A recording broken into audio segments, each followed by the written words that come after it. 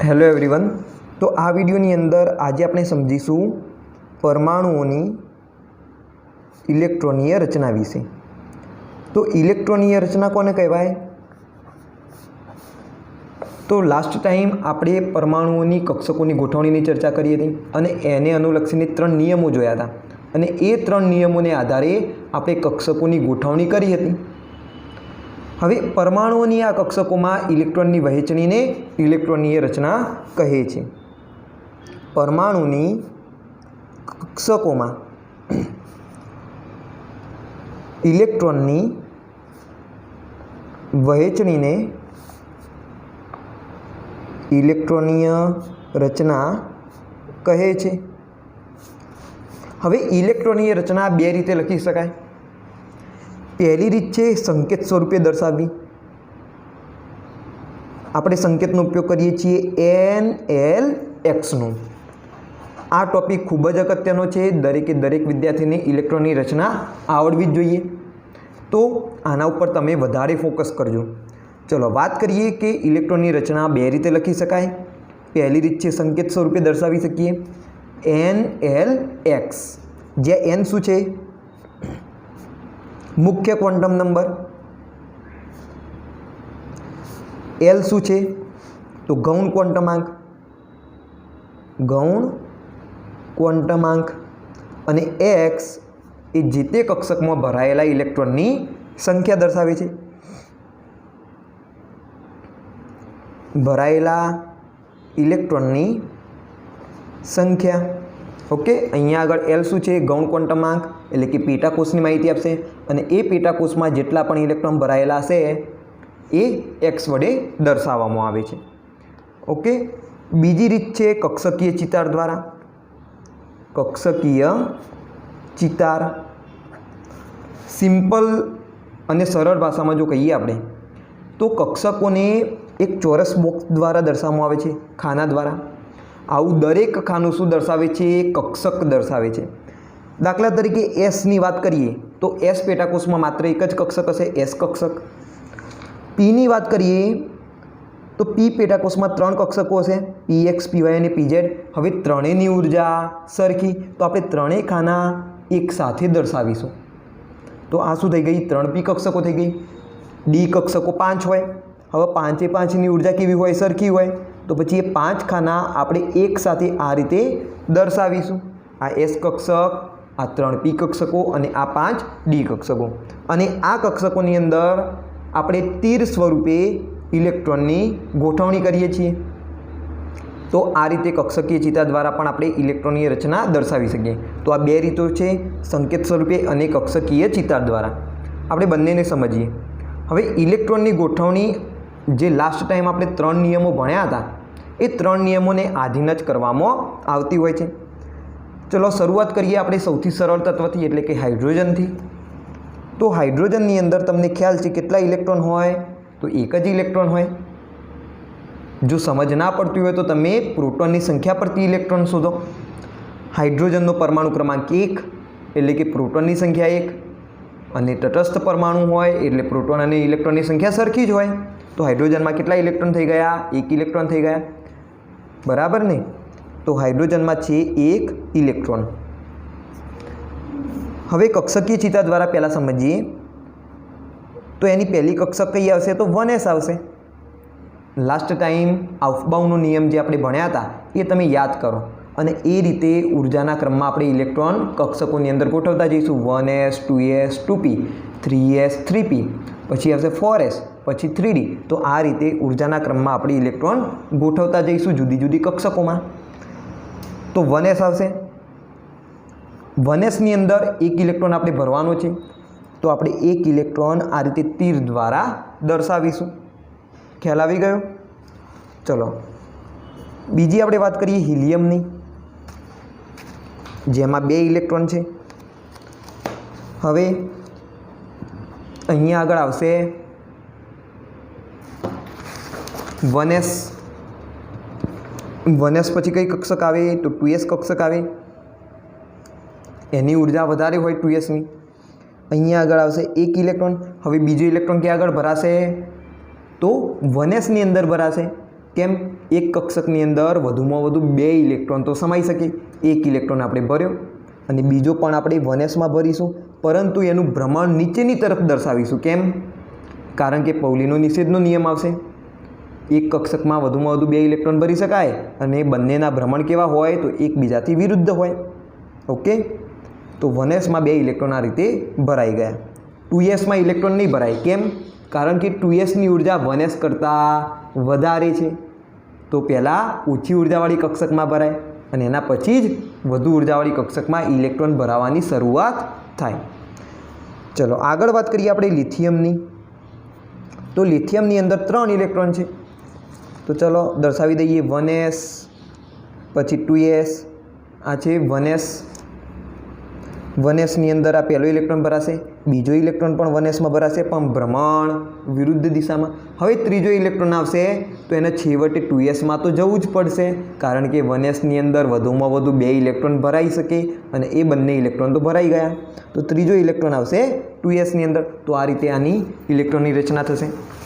આગળ વાત કરીએ આપણે બેરિલિયમની. બેરિલિયમ કે જેની અંદર 4 ઇલેક્ટ્રોન છે. 1s, 2s. 1sની અંદર 2 ઇલેક્ટ્રોન ભરાઈ ગયા, ત્રીજો ઇલેક્ટ્રોન 2sમાં આવ્યો. ચોથો ઇલેક્ટ્રોન ક્યાં જશે? 2sમાં જશે કે પછી 2pમાં જશે? જો ઉર્જાના ક્રમમાં જ આવશે. 1s પછી 2s આવે, 2s પછી 2p આવે. હવે 2pની 3 કક્ષકો દર્શાવવી પડી, 3ની ઉર્જા સરખી એટલે પાસે દર્શાવવાની. હવે ચોથો ઇલેક્ટ્રોન 2pમાં જશે કે 2sમાં રહેશે? તો જશે 2sમાં, કારણ કે 2pની ઉર્જા વધારે છે. તો પહેલાં ઓછી ઉર્જાવાળી કક્ષકમાં ભરાય, પછી વધુ ઉર્જાવાળી કક્ષકમાં ભરાય. ખ્યાલ આવી ગયો? તો આ રીતે તમારે ઇલેક્ટ્રોન રચના દર્શાવવાની દરેક તત્વની. આગળ વાત કરીએ આપણે બોરોનની. બોરોનમાં કેટલા ઇલેક્ટ્રોન? 5 ઇલેક્ટ્રોન. અહીંયા આવશે 1s, 2s, 2p. 1s, 2s અને 2p. 2 ઇલેક્ટ્રોન 1sમાં ભરાશે, 2 ઇલેક્ટ્રોન 2sમાં ભરાશે, 4 ઇલેક્ટ્રોન થઈ ગયા. 5મો ઇલેક્ટ્રોન છેવટે 2pમાં જશે. તો આ શું થઈ ગઈ? કક્ષકીય ચિતા દ્વારા ઇલેક્ટ્રોનની રચના બોરોન સુધીના તત્વોની. હવે બોક્સમાં કેવી રીતે ઇલેક્ટ્રોન ભરવા એ તમને હવે ખ્યાલ આવી ગયો છે. તો હવે આપણે પહેલી રીતની ચર્ચા કરીએ, સંજ્ઞા દ્વારા જે આપણે દર્શાવતા હતા સંકેત સ્વરૂપે. તો સંકેતમાં આપણે લઈએ છીએ NLX, જ્યાં n શું છે? મુખ્ય ક્વોન્ટમ નંબર. તો હાઇડ્રોજનની વાત કરીએ તો હાઇડ્રોજન માટે મુખ્ય ક્વોન્ટમ નંબર 1 થાય. જે કોષ હોય એ કોષનો નંબર અહીંયા આગળ આવી જાય. કોષ કયો છે? પહેલો કોષ. તો અહીંયા આગળ આવશે 1. પછી આવે પેટા કોષ. Lનું મૂલ્ય એના આધારે Lની સંજ્ઞા આવશે અહીંયા આગળ. તો અહીંયા આગળ Nની સંજ્ઞા કઈ છે? Lની સંજ્ઞા છે S. તો આવી જશે S. અને પછી જે પેટા કોષમાં ઇલેક્ટ્રોન જેટલા ગોઠવાયા હોય એ ઇલેક્ટ્રોનની સંખ્યા આવશે. કેટલા ઇલેક્ટ્રોન ગોઠવાયેલા છે? S પેટા કોષમાં 1 ઇલેક્ટ્રોન ગોઠવાયેલો છે. તો અહીંયા આગળ 1s 1 દર્શાવી દેવાના. તો આ થઈ ગઈ સંકેત સ્વરૂપે પરમાણુની ઇલેક્ટ્રોન રચના. આપણે લખી હાઇડ્રોજન માટેની, એવી રીતે હિલિયમ માટેની પણ લખી શકીએ. હિલિયમ માટે શું લખશો તમે? 1s અને 2, કારણ કે 1sમાં જ છે ઇલેક્ટ્રોન અને પેટાકોષમાં કેટલા ઇલેક્ટ્રોન છે? તો 2 ઇલેક્ટ્રોન છે. તો 1s2. લિથિયમની આપણે જો લખીએ તો પહેલા કોષની વાત કરીએ. 1 પેટાકોષ છે S, ઇલેક્ટ્રોન કેટલા ભરાયેલા છે? 2 ભરાયેલા છે. એટલે S કક્ષક તો ભરાઈ ગઈ પૂર્ણ. S પેટાકોષ પણ પૂર્ણ ભરાઈ ગયો. હવે 2sમાં 1 ઇલેક્ટ્રોન છે તો પછી Nનું મૂલ્ય આવશે એટલે કે 2. તરત પછી જ દર્શાવવાનું એના. પેટાકોષ છે S અને કેટલો ઇલેક્ટ્રોન ભરાયેલો છે? તો 1 ઇલેક્ટ્રોન ભરાયેલો છે. તો અહીંયા આવી જશે 1. તો આ રીતે જુદા જુદા પેટાકોષમાં ઇલેક્ટ્રોનની સંખ્યા લખતી જવાની ઉર્જાના ક્રમ મુજબ. 1s2, 2s1. તો આ શું થઈ ગઈ? લિથિયમની ઇલેક્ટ્રોનની રચના થઈ ગઈ. ચલો એવી રીતે બેરિલિયમની પણ લખી શકાય. બેરિલિયમની શું લખશો તમે? 1s કેટલા ઇલેક્ટ્રોન છે? 2 ઇલેક્ટ્રોન. તો 2 મૂકી દો. પછી કઈ કક્ષક આવશે? તો 2s આવશે. હવે 2sની અંદર કેટલા ઇલેક્ટ્રોન છે? તો 2 ઇલેક્ટ્રોન છે. તો 2 ઇલેક્ટ્રોન લખી દો. આમ પછી પી પેટાકોષ આવશે અને પી પેટાકોષની 3 કક્ષકોને અલગ અલગ દર્શાવવાની જરૂર હોતી નથી. ઓકે, આપણે અહીંયા આગળ પેટાકોષ સ્વરૂપે જ એમને દર્શાવીશું. પીએક્સ, પીવાય, પીઝેડ એવા સ્વરૂપે દર્શાવવામાં આવતું નથી. ચલો, આની શું થશે? 1s 2 ઇલેક્ટ્રોન, 2s2 અને 2p1. પીએક્સ, પીવાય, પીઝેડ એવું કરવાનું નહીં. અહીંયા આગળ શું આવશે? પેટાકોષની સંજ્ઞા લેવાની, એટલે કે પી ડાયરેક્ટ લઈ લેવાના અને જે પણ સંખ્યા હોય ઇલેક્ટ્રોનની એ સંખ્યા અહીંયા મૂર્ધકમાં સુપરસ્ક્રિપ્ટમાં દર્શાવી દેવાની. તો 1s2 2s2 2p1 શું થઈ ગઈ? બોરોનની ઇલેક્ટ્રોનની રચના થઈ ગઈ. ચલો, હવે આપણે બંને કક્ષકીય ચિતાર અને સંકેત સ્વરૂપે કાર્બનથી લઈને બીજા તત્વોની આપણે ઇલેક્ટ્રોનની રચના દર્શાવી દઈએ. અહીંયા હું લઈ લઉં 1s, અહીંયા 2s લઈ લઉં, અહીંયા હું 2p લઈ લઉં. ઓકે, 1s 2s અને 2pની 3 કક્ષકો. કાર્બનની જો વાત કરીએ તો 6 ઇલેક્ટ્રોન હોય તો 1sમાં 2 ઇલેક્ટ્રોન ભરાશે, 2sમાં 2 ઇલેક્ટ્રોન ભરાશે. ભૂલતા નહીં, બંનેના ભ્રમણ વિરુદ્ધ દર્શાવવાના. પછી 1 ઇલેક્ટ્રોન 2pમાં આવશે. હવે બીજો ઇલેક્ટ્રોન ગોઠવાશે તો ક્યાં ગોઠવાશે? બાજુની કક્ષકમાં ગોઠવાશે કે પછી અહીંયા ગોઠવાશે? હવે જે ઇલેક્ટ્રોન આવશે, છઠ્ઠો ઇલેક્ટ્રોન, એ ગોઠવાશે બાજુની પી કક્ષકમાં. કેમ એવું થયું? કારણ કે બંનેની ઉર્જા હતી સરખી, બંને કક્ષકોની ઉર્જા હતી સરખી. અને અહીંયા જો ગોઠવાત તો પછી અપાકર્ષણ પણ લાગોત, તો પછી અપાકર્ષણ ના લાગે અને ઉર્જા તો સરખી જ હતી. માટે શું કરશે? બાજુની કક્ષકમાં ગોઠવાશે. ઓકે, અહીંયા સૌ કયો નિયમ લાગશે? તો હુન્ડનો મહત્તમ ભ્રમણનો નિયમ લાગશે, જેની લાસ્ટ ટાઈમ આપણે ચર્ચા કરી હતી. ચલો, આની ઇલેક્ટ્રોન રચના બોલીએ તો 1sની અંદર 2 ઇલેક્ટ્રોન, 2sની અંદર 2 ઇલેક્ટ્રોન, પછી 2p. 2 ને 2 4 થઈ ગયા, 2 ઇલેક્ટ્રોન ભરવાના. તો 2pમાં 2 ઇલેક્ટ્રોન ભરી દો. તો જરૂરી નથી કે દર વખતે તમે ઇલેક્ટ્રોનીય રચના લખવા માટે આવા બોક્સ રચનાનો ઉપયોગ કરો. તમે ડાયરેક્ટ પણ હવે ઇલેક્ટ્રોનની સંખ્યાના આધારે આપણે જે લાસ્ટ ટાઈમ કક્ષકોની ઉર્જાનો ક્રમ જોયો હતો એ રીતે એમાં ઇલેક્ટ્રોન ભરી શકો છો ડાયરેક્ટ પણ. ઓકે, પરંતુ તમને ખ્યાલ હોવો જોઈએ કે એસની અંદર વધુમાં વધુ 2 ઇલેક્ટ્રોન આવશે, પીની અંદર વધુમાં વધુ કેટલા ઇલેક્ટ્રોન આવશે? તો 6 ઇલેક્ટ્રોન આવશે. કેમ? કારણ કે પીની 3 કક્ષકો છે એટલા માટે. એવી રીતે ડીની અંદર વધુમાં વધુ 10 ઇલેક્ટ્રોન આવશે, કારણ કે ડીની 5 કક્ષકો છે અને એક કક્ષકની અંદર 2 ઇલેક્ટ્રોન ભરાય, તો 5ની અંદર 5 દુ 10 ઇલેક્ટ્રોન ભરી શકાય. એવી રીતે એફની અંદર વધુમાં વધુ તમે 14 ઇલેક્ટ્રોન ભરી શકો. તો એ વસ્તુ તમારે ખાસ ધ્યાનમાં રાખવાની. ચલો, આગળ વાત કરીએ નાઇટ્રોજનની. 1s 2s અને 2pની 3 કક્ષકો. 1sની અંદર 2 ઇલેક્ટ્રોન ભરાશે, 2sની અંદર 2 ઇલેક્ટ્રોન ભરાશે. પછી આવશે 2pની અંદર પહેલો ઇલેક્ટ્રોન, બીજો ઇલેક્ટ્રોન અને ત્રીજો ઇલેક્ટ્રોન. ઇલેક્ટ્રોનની રચના જોયા વગર જ લખવાની. 1s2 કેટલા ઇલેક્ટ્રોન નાઇટ્રોજનમાં પહેલાં એ જાણી લો, 7 ઇલેક્ટ્રોન. 1s2 2s2 4 ઇલેક્ટ્રોન ભરી દીધા, 3 ઇલેક્ટ્રોન બાકી રહ્યા, તો 3 ઇલેક્ટ્રોન તો 2pની અંદર ભરાઈ જશે. ખ્યાલ આવી ગયો? 1s2 2s2 2p3. ચલો, ઓક્સિજનની લખીએ.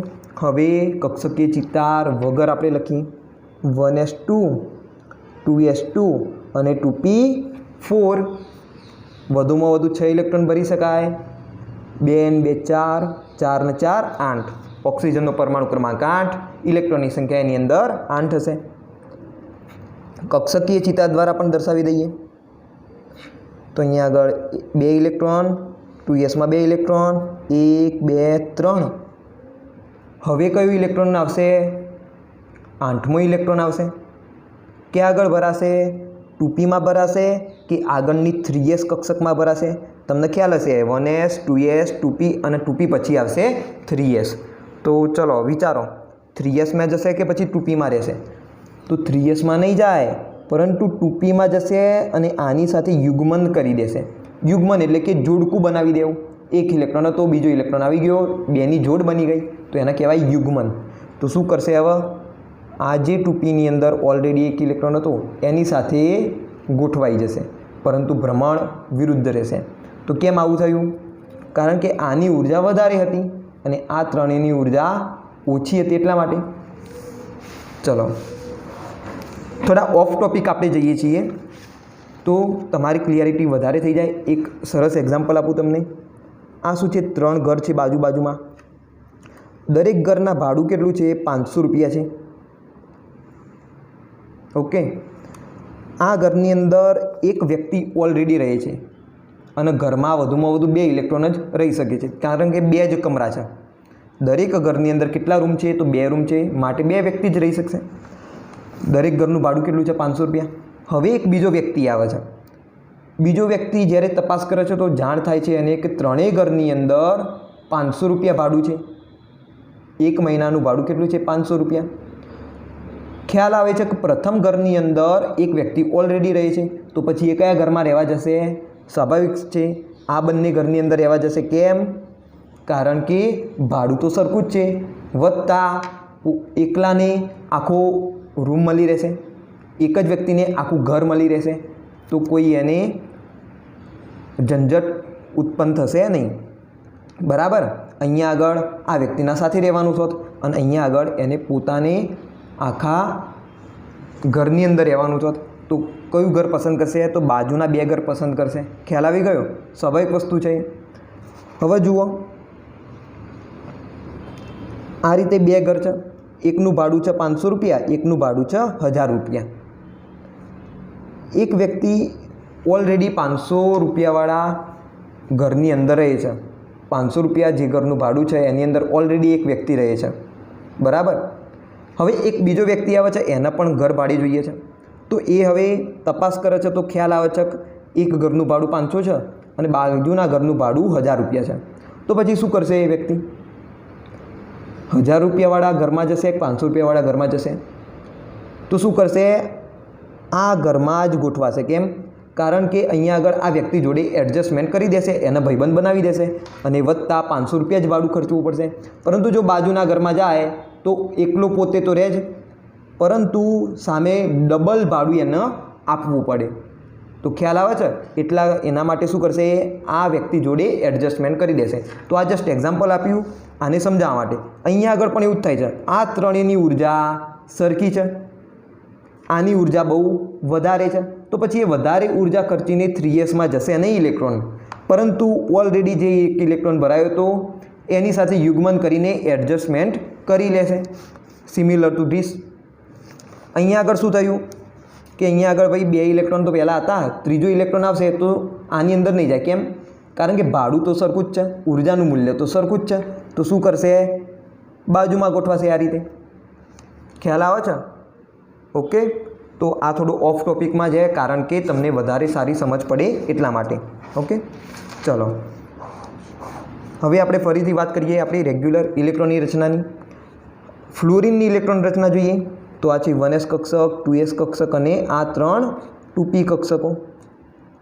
તો પહેલો ઇલેક્ટ્રોન 1sમાં ગોઠવાશે, બીજો પણ 1sમાં ગોઠવાશે, પછી 2 ઇલેક્ટ્રોન રીતે 2sમાં ગોઠવાશે, પછી 2pમાં ગોઠવાય, બીજો ઇલેક્ટ્રોન આવે એ 2pમાં ગોઠવાય પરંતુ બાજુની કક્ષકમાં, ત્રીજો ઇલેક્ટ્રોન આવશે એ 2pમાં ગોઠવાશે પરંતુ બાજુની કક્ષકમાં.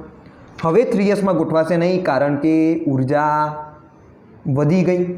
2p કરતાં 3sની ઉર્જા વધારે હોય એટલે વધુ ઉર્જા ઘટશે નહીં, પરંતુ આની જોડે એડજસ્ટમેન્ટ કરીને આની જોડે ગોઠવાશે. કે આગળ ગોઠવાશે તો યુગ્મન કરી દેશે. અહીંયા આગળ હજુ એક ઇલેક્ટ્રોન બાકી રહ્યો, 9મો ઇલેક્ટ્રોન, એ અહીંયા આગળ ગોઠવાશે.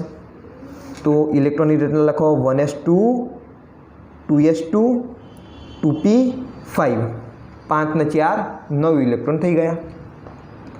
નિયોનની વાત કરીએ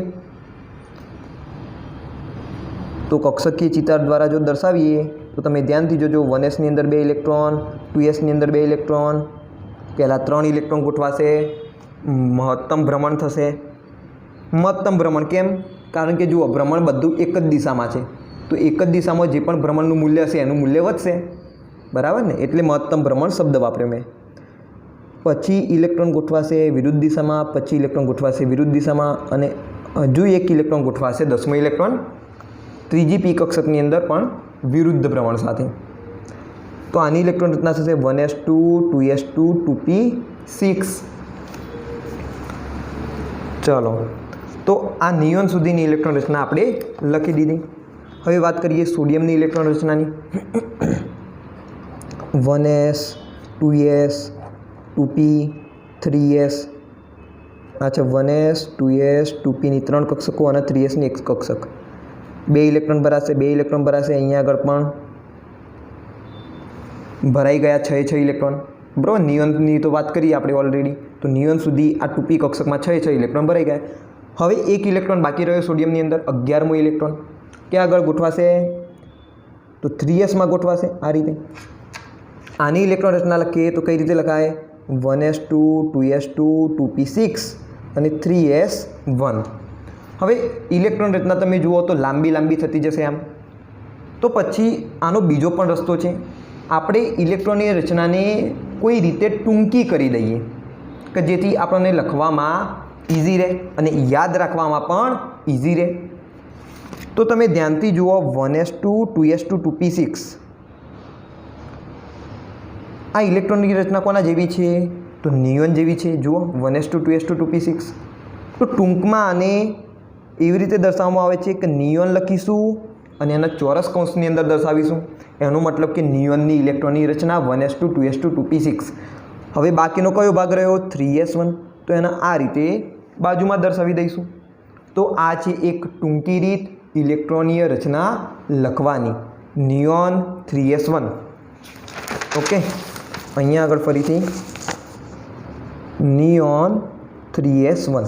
હવે ધ્યાન રાખજો, આવું દરેક તત્વ માટે કરવામાં આવે છે, પરંતુ અહીંયા આગળ જે આપણે ઇલેક્ટ્રોનની રચના લઈશું એ કેવી હોવી જોઈએ? તો પૂર્ણ ભરાયેલી હોવી જોઈએ. તમે ધ્યાનથી જુઓ આ નિયોનની ઇલેક્ટ્રોનની રચના.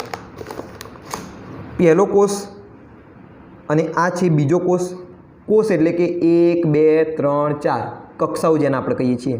તો પહેલો કોષ પૂર્ણ ભરાયો છે, બીજો કોષ પૂર્ણ ભરાયેલો છે અને અહીંયાથી સ્ટાર્ટ થાય છે ત્રીજો કોષ.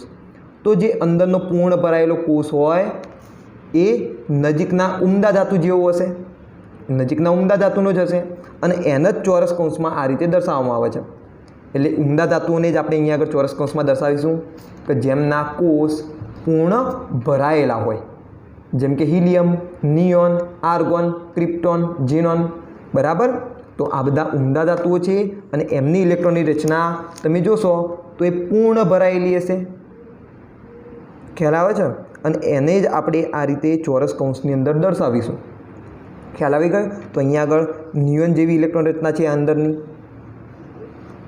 1 અને 2 એ કોષ સંપૂર્ણ ભરાયેલો છે અને એ અંદરનો કોષ છે. તો આ જે અંદરનો કોષ છે એને શું કહેવામાં આવે છે? ઇલેક્ટ્રોન કોર કહેવામાં આવે છે. શું કહેવામાં આવે છે? એને ઇલેક્ટ્રોન કોર કહેવામાં આવે છે. અંદરનો જે પૂર્ણ ભરાયેલો કોષ જે છે નિયોનનો એ. અને આ છે એ સૌથી બહારનો કોષ થશે, જેને સંયોજકતા કોષ કહેવામાં આવે છે. અને સંયોજકતા કોષની અંદર રહેલા ઇલેક્ટ્રોનને સંયોજકતા ઇલેક્ટ્રોન કહે છે. તો આ બે ખૂબ જ અગત્યની વસ્તુઓ છે. રાસાયણિક પ્રક્રિયાની અંદર ભાગ ભજવતો હોય તો એ સૌથી બહારનો કોષ ભજવતો હોય છે. સૌથી બહારના કોષની અંદર રહેલા ઇલેક્ટ્રોન એટલે કે સંયોજકતા ઇલેક્ટ્રોન, એના કારણે જ રાસાયણિક પ્રક્રિયાઓ થતી હોય છે. તો આ જ આપણા માટે સૌથી અગત્યની વસ્તુ છે. કેમિસ્ટ્રીની અંદર સૌથી અગત્યની વસ્તુ કઈ છે? તો સંયોજકતા કોષ અને સંયોજકતા ઇલેક્ટ્રોન. તો આના ઉપર તમારું ફોકસ હોવું જોઈએ હવેથી, સંયોજકતા કોષ અને સંયોજકતા ઇલેક્ટ્રોન. તો ફરીથી એકવાર આપણે વ્યાખ્યા લખી દઈએ તો સૌથી બહારના કોષને પરમાણુમાંના સૌથી બહારના કોષને સંયોજકતા કોષ કહે છે અને સંયોજકતા કોષમાં રહેલા ઇલેક્ટ્રોનને સંયોજકતા ઇલેક્ટ્રોન કહે છે. ખ્યાલ આવી ગયો? જુઓ, ન્યુક્લિયસ છે, આ પ્લસ દર્શાવેલું મેં. આ પ્રથમ કોષ, આ બીજો કોષ, આ છે ત્રીજો કોષ. પહેલા કોષમાં કેટલા ઇલેક્ટ્રોન ભરાશે? તો 2 ઇલેક્ટ્રોન ભરાશે, સ્વાભાવિક વસ્તુ છે. બીજા કોષની અંદર કેટલા ઇલેક્ટ્રોન ભરાશે? તો કેટલા ઇલેક્ટ્રોન ભરાશે બીજા કોષમાં? વિચારો તમે, તમને ખ્યાલ છે 2n² સૂત્ર વાપરી દેવાનું. બીજા ક્વેશ્ચનમાં વાત કરીએ તો n બરાબર 2 મૂકી દો તો 2 દુ 4 દુ 8 ઇલેક્ટ્રોન ભરાય। અને અહીંયા આગળ પણ તમે જોઈ લો, આ બીજો કોષ કયો તો 2s અને 2p, આખો બીજો કોષ કહેવાય તો 1 2 3 4 5 6 7 8 ઇલેક્ટ્રોન ભરાઈ શકે। તો ભરી દો 8 ઇલેક્ટ્રોન, 1 2 3 4 5 6 7 અને 8। હવે સોડિયમની જો વાત કરીએ તો અહીંયા સુધીની અંદરની ઇલેક્ટ્રોન રચના થશે અને એક 3sની અંદર પણ ઇલેક્ટ્રોન ગોઠવાયેલો છે, એટલે કે સૌથી બહારની કોષની અંદર એક ઇલેક્ટ્રોન ગોઠવાયેલો છે। તો આ જે સૌથી બહારનો કોષ છે 3 નંબર 3 એ શું છે? સંયોજકતા કોષ છે। આ શું છે? સંયોજકતા ઇલેક્ટ્રોન છે। અને જે આ અંદરની ઇલેક્ટ્રોન રચના થઈ ગઈ, અંદરનો કોષ થઈ ગયો 1 અને 2, એને કહેવામાં આવે છે ઇલેક્ટ્રોન કોર। બરાબર, અંદરની રચના શું થઈ જશે? ઇલેક્ટ્રોન કોર થઈ જશે। ખ્યાલ આવી ગયો? તો આ એક અગત્યની વસ્તુ હતી જેના ઉપર તમારે વધારે ફોકસ હોવું જોઈએ। હવે જુઓ પ્રશ્નો કઈ રીતે પૂછાય। એમ પૂછાય કે સોડિયમમાં સંયોજકતા ઇલેક્ટ્રોનની સંખ્યા દર્શાવો। સોડિયમમાં સંયોજકતા ઇલેક્ટ્રોનની સંખ્યા જણાવો। તો તમને આવડવું જોઈએ સંયોજકતા કોષ એટલે કે છેલ્લો કોષ લઈ લેવાનો। અહીંયા આગળ એને માટે છેલ્લો કોષ થશે 3। આ ત્રીજા કોષની અંદર કેટલા ઇલેક્ટ્રોન ભરાયેલા છે? તો 1 ઇલેક્ટ્રોન ભરાયેલો છે। તો સંયોજકતા ઇલેક્ટ્રોનની સંખ્યા કેટલી થશે? 1 થઈ જશે। ખ્યાલ આવે છે? તો આવા પ્રશ્નો પૂછાતા હોય છે અને આ ખૂબ જ અગત્યની વસ્તુ છે। સંયોજકતા ઇલેક્ટ્રોનની સંખ્યા કેટલી છે એ દરેક તત્વની તમને આવડવી જોઈએ। 1 થી 30 સુધીના તત્વોની તો ખાસ કરીને આવડવી જ જોઈએ અને આપણું ફોકસ રહેશે 1 થી 30 સુધીના તત્વો માટે। ખ્યાલ આવી ગયો? ચલો, સોડિયમ પછી કયું તત્વ આવશે? તો મેગ્નેશિયમ આવશે। પરમાણુ ક્રમાંક 12, ઇલેક્ટ્રોનની સંખ્યા 12। તો મેગ્નેશિયમની જો વાત કરીએ Z બરાબર 12 છે એમાં, તો એની ઇલેક્ટ્રોન રચના થશે 1s2 2s2 2p6, નિયોન સુધીની પૂરી 6 4 10 ઇલેક્ટ્રોન પૂરા। હવે 3sની અંદર 2 ઇલેક્ટ્રોન ભરાશે 3s2, સિમ્પલ।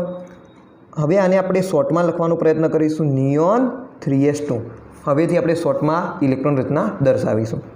પછી આવશે એલ્યુમિનિયમ Z બરાબર 13, તો ઇલેક્ટ્રોન રચના ફટાફટ લખો 1s2 2s2 2p6 3s2 3p1, neon 3s2 3p1। Okay, જો આ ત્રીજો કોષ બહારનો કોષ કહેવાય। તો મેગ્નેશિયમમાં આવો પ્રશ્ન પૂછાય સંયોજકતા ઇલેક્ટ્રોનની સંખ્યા કેટલી? તો 2। એલ્યુમિનિયમની અંદર સંયોજકતા ઇલેક્ટ્રોનની સંખ્યા કેટલી? તો 2 અને 1 3।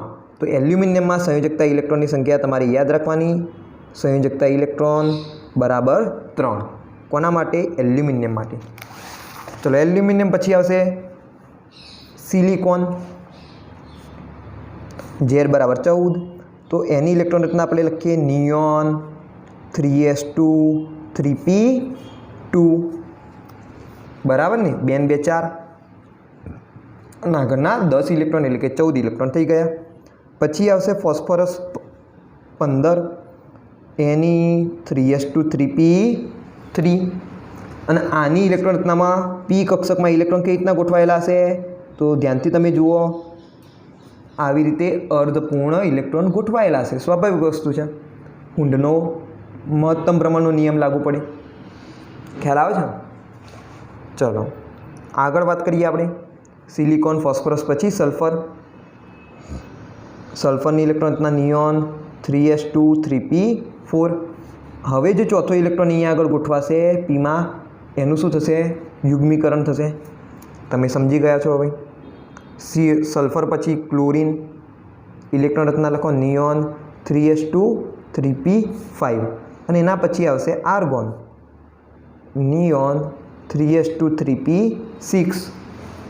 ઓકે, તો અહીંયા આગળ આર્ગોનનું તમે જો ઇલેક્ટ્રોન રચના જુઓ તો એમાં પણ બધા જ કોષ સંપૂર્ણ રીતે ભરાઈ ગયા।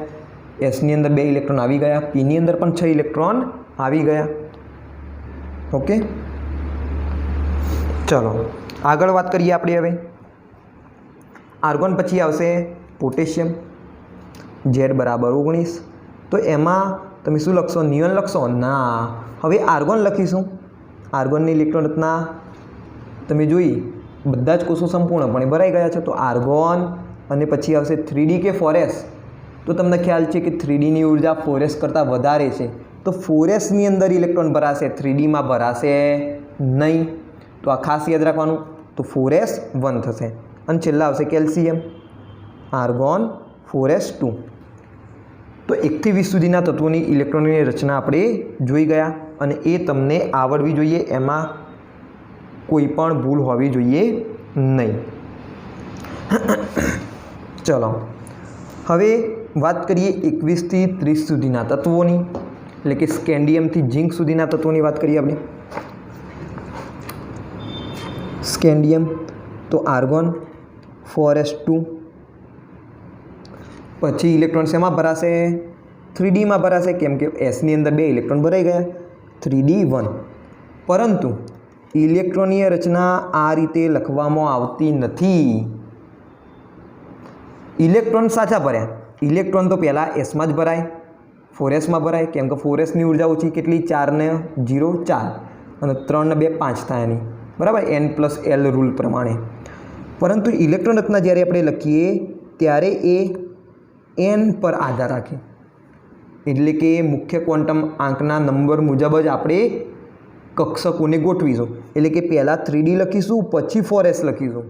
પરંતુ ઇલેક્ટ્રોન પહેલાં 4sમાં ભરાશે, પછી 3Dમાં ભરાશે. તો આ વસ્તુ તમારે ખાસ યાદ રાખવાની, ઇમ્પોર્ટન્ટ વસ્તુ છે. ઇલેક્ટ્રોનીય લખવાનો આ એક રૂલ છે. કયો રૂલ છે? તો જ્યારે પણ આપણે ઇલેક્ટ્રોનીય રચના લખતા હોઈએ ત્યારે આપણે એના ચડતા ક્રમમાં ઇલેક્ટ્રોનીય રચના લખીશું. એટલે કે પહેલાં 1, પછી 2, પછી 3, પછી 4 આવશે. એવું નહીં કે 4 પછી 3 લખીશું. ના ના ના ના, પહેલાં આપણે 3 લખીશું, પછી આપણે 4 લખીશું. તો આર્ગોન 3D1 4s2. પણ ઇલેક્ટ્રોન કેવી રીતે ભરવાના? તો ઉર્જાના ક્રમમાં ભરવાના. અને ઉર્જાના ક્રમમાં તમને ખ્યાલ છે કે 3Dની ઉર્જા 4s કરતાં વધારે છે. તો ઇલેક્ટ્રોન પહેલાં 4sમાં ભરાશે, પછી 3Dમાં ભરાશે. ઓકે, પરંતુ લખતી વખતે પહેલાં આપણે 3Dને લખીશું. તો આટલી વસ્તુ તમારે યાદ રાખી દેવાની, અગત્યની વસ્તુ છે. ચલો આગળ વાત કરીએ. ટિટાનિયમ, સ્કેન્ડિયમ, પછી ટિટાનિયમ, આર્ગોન 3D2 4s2. પછી આવશે વેનેડિયમ, બરાબર. વેનેડિયમમાં આર્ગોન 23 નંબર છે, 4s2 3D3. 18 2 20 3 23 થઈ ગયા. પછી આવશે ક્રોમિયમ, આર્ગોન બોલો શું થશે? 4s2 3D4. તો આવું તમે એક્સેપ્ટ કર્યું હશે, સ્વાભાવિક વસ્તુ છે. તમે ધાર્યું હશે કે આવી ઇલેક્ટ્રોન રચના આવશે, પરંતુ ક્રોમિયમની આવી ઇલેક્ટ્રોનીય રચના આવતી નથી. ના, ક્રોમિયમની ઇલેક્ટ્રોન રચના આવે છે આર્ગોન 3D5 4s1. એસમાંનો એક ઇલેક્ટ્રોન કૂદકો મારીને 3D કક્ષકમાં જતો રહે છે અને થઈ જશે 3D5. તો આ છે ક્રોમિયમની ઇલેક્ટ્રોન રચના, અને એને સ્ટાર વડે દર્શાવી દઈએ કારણ કે અપવાદરૂપ છે. અને આ ક્રોમિયમની ઇલેક્ટ્રોન રચના છે ધરા સ્થિતિની. આ તમારે ખાસ યાદ રાખવાનું, આર્ગોન 3D5 4s1. કેમ આવું થયું? તો એનું રીઝન છે કે આ રીતે જો ઇલેક્ટ્રોન રચના ક્રોમિયમની હોય તો ક્રોમિયમ વધુ સ્થાયીતા પ્રાપ્ત કરે છે, ક્રોમિયમની સ્થિરતા વધે છે આ ઇલેક્ટ્રોન રચનામાં. ઓકે, અહીંયા જેટલી ક્રોમિયમની ઉર્જા હશે એના કરતાં અહીંયા ઉર્જા ઓછી હશે, મતલબ કે સ્થિરતા વધારે હશે. એટલે સ્થિરતા પ્રાપ્ત કરવા માટે એની ઇલેક્ટ્રોન રચના આવી જોવા મળે છે, આર્ગોન 3D5 4s1. તો તમારે ક્રોમિયમની ઇલેક્ટ્રોન રચના યાદ રાખવાની, 3D5 4s1. ઓકે, તો એનું રીઝન મેં તમને કહ્યું કે સ્થિરતા વધુ જોવા મળે છે. હવે સ્થિરતા કેમ વધુ જોવા મળી? તો એવું જોવા મળેલું છે કે અર્ધપૂર્ણ ભરાયેલી અને પૂર્ણ ભરાયેલી પેટાકોષની સ્થાયીતા વધારે હોય છે.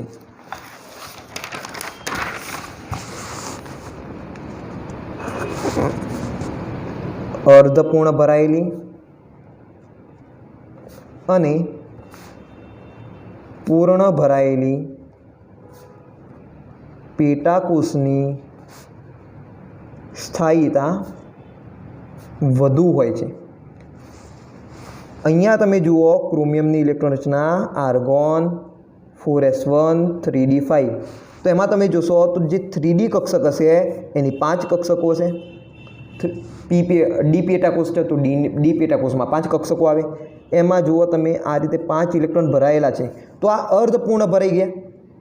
10 ઇલેક્ટ્રોન ભરાઈ શકે, એમાંથી 5 ભરાઈ ગયા, તો આ અર્ધપૂર્ણ ભરાયેલી કક્ષક છે, એટલે કે પેટાકોષ છે। સોરી, આપણે પેટાકોષ શબ્દ વાપરીશું, એ વધારે કન્વિનિયન્ટ રહેશે। તો આ અર્ધપૂર્ણ ભરાયેલ પેટાકોષ છે, તો એની સ્થિરતા કેવી હશે? વધુ હશે। એના 2 રીઝનો છે। પહેલું કારણ છે ઇલેક્ટ્રોનની સમમિતીય વહેંચણી, અને બીજું રીઝન છે વિનિમય ઉર્જા। તો આ બંનેની ચર્ચા આપણે ડિટેલમાં કરીશું નેક્સ્ટ વિડીયોની અંદર। ઓકે, અત્યારે હાલ આ બંનેની ચર્ચા આપણે કરીશું નહીં, પરંતુ રીઝન તમારે એ બંનેના યાદ રાખવાના, ઇલેક્ટ્રોનની સમમિતીય વહેંચણી અને બીજું છે વિનિમય ઉર્જા। ચલો સમમિતિની થોડી ચર્ચા કરી દઉં। તો સમમિતિ એટલે કે સરખાપણું। ઓકે, 2 વસ્તુઓનું જે સરખાપણું હોય તો એના સમમિતિ શબ્દ આપણે વાપરીએ છીએ। ઓકે, દાખલા તરીકે હું અહીંયા આગળ કોઈ એક ફિગર ડ્રો કરું આ રીતે ફૂલની, તો જો વચ્ચેથી તમે આ રીતે આને ભાગ પાડો તો 2 ભાગ તમને સરખા દેખાશે। 2 ભાગ તમને કેવા દેખાશે? તો સરખા દેખાશે। આ સાઈડનો ભાગ અને આ સાઈડનો ભાગ સરખો દેખાશે, તો એને શું કહેવાય? સમમિતિ કહેવાય એક જાતની, બરાબર। તો સમમિતિનો બીજો કંઈ મતલબ નહીં, પરંતુ શું છે? સરખાપણું। માની લો કે આ રીતે હું એક સમત્રિકોણ દોરું, વચ્ચેથી આ રીતે હું ભાગ કરું તો 2 ભાગ થઈ જશે। એક આ રીતનો ભાગ થઈ જશે, બીજો આ રીતનો ભાગ થઈ જશે। તો કેવા છે? બંને આમ સરખા જેવા જ છે, પરંતુ એકબીજાથી વિરુદ્ધ છે, પરંતુ આમ સરખા જેવા છે, તો સમમિતિ છે એમ કહેવાય। ખ્યાલ આવી ગયો? તો આ બંનેની ચર્ચા આપણે નેક્સ્ટ વિડીયોની અંદર રાખીશું। અત્યારે માત્ર હાલ યાદ રાખો કે અર્ધપૂર્ણ ભરાયેલી અને પૂર્ણ ભરાયેલી પેટાકોષની સ્થાયીતા વધુ હોય છે। અને અહીંયા આગળ જો એક ઇલેક્ટ્રોન 4sમાંથી 3dમાં જતો રહે અને 3d5 અર્ધપૂર્ણ ભરાઈ જાય તો પછી ક્રોમિયમની સ્થાયીતા વધી જાય છે, અને એટલા માટે ક્રોમિયમની ઇલેક્ટ્રોન રચના આવી જોવા મળે છે। અને ક્રોમિયમની ઇલેક્ટ્રોન રચના ઉપર આપણે આ સ્ટાર કરી દઈશું, અપવાદ રૂપે છે, યાદ રાખવામાં સરળતા રહેશે। ઓકે, ચાલો આગળ વાત કરીએ મેંગેનીઝની। 25મું તત્વ આર્ગોન 4s2 3d5, પછી આવશે આયર્ન આર્ગોન 4s2 3d6, યુગ્મન થશે, યુગ્મન થશે। 5 ઇલેક્ટ્રોન ભરાયેલા હતા, હવે 1 ઇલેક્ટ્રોન આવશે, તેનું યુગ્મન શરૂ થશે। હવે ચલો કોબાલ્ટ આવશે 27મું તત્વ આર્ગોન 3d7 4s2, હવે તો ઇઝીલી લખી શકો તમે। પછી નિકલની આર્ગોન 3d8 4s2, પછી આવશે કોપર આર્ગોન 3d9 4s2, પરંતુ કોપરમાં પણ આવું જોવા મળતું નથી। કોપરની ઇલેક્ટ્રોન રચના થશે આર્ગોન 3d10 4s1। કેમ? કારણ કે જો એક ઇલેક્ટ્રોન 4sમાંથી 3dમાં જતો રહે તો પછી 3d10 થઈ જાય, એટલે કે પૂર્ણ ભરાયેલી કક્ષક થઈ જાય, પેટાકોષ થઈ જાય। અને પૂર્ણ ભરાયેલી પેટાકોષ હોય તો સ્થાયીતા વધારે હોય, તો એની ઇલેક્ટ્રોન રચના કઈ થશે? 3d10 4s1।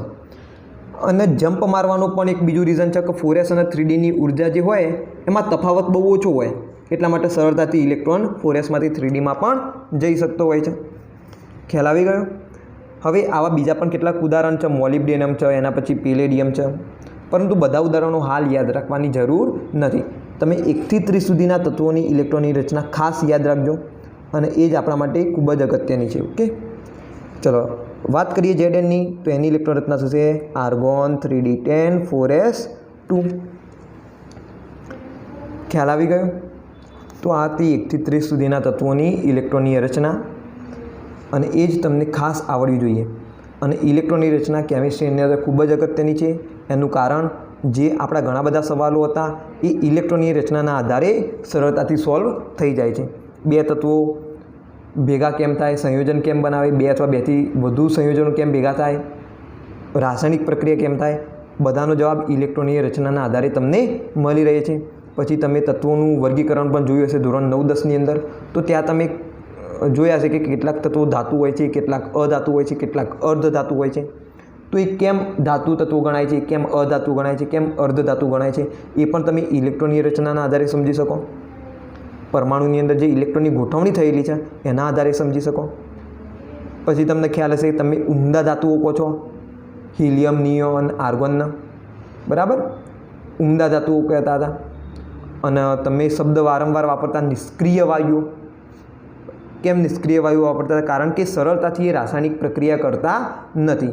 જો કે એવું પણ નથી કે એમના કોઈ સંયોજનો નથી, એમના સંયોજનો છે, પરંતુ કમ્પેરિઝન કરીએ બીજા તત્વો સાથેની તો એ ઘણા ઓછા રિએક્ટિવ હોય છે, એ ઘણા નિષ્ક્રિય હોય છે. એટલા માટે તો એ કેમ હોય છે એનું પણ રીઝન તમે જાણી શકો. એના સિવાય હેલોજન, તો હેલોજન સરળતાથી બીજા તત્વો સાથે સંયોજનો બનાવતા હોય છે, એટલે કે એ વધુ સક્રિય હોય છે. તો એનું પણ રીઝન તમે ઇલેક્ટ્રોનની રચનાના આધારે સરળતાથી સમજી શકો છો. તો 1 થી 30 સુધીના તત્વોની ઇલેક્ટ્રોનની રચના ખૂબ જ અગત્યની છે અને મારા ખ્યાલથી આ વિડીયોની અંદર તમને એમાં સારી એવી સમજ પડી હશે. લાસ્ટ વિડીયો આપણો બહુ નાનો રહેશે કારણ કે એની અંદર આપણે સમજીશું કે જે અર્ધપૂર્ણ ભરાયેલી અને પૂર્ણ ભરાયેલી પેટાકોષોની સ્થાયીતા કેમ વધુ છે એના પાછળનું રીઝન જોઈશું. એટલે કે 2 મુદ્દાઓ વિશેની આપણે ચર્ચા કરીશું, સમમિતિ અને વિનિમય ઉર્જા.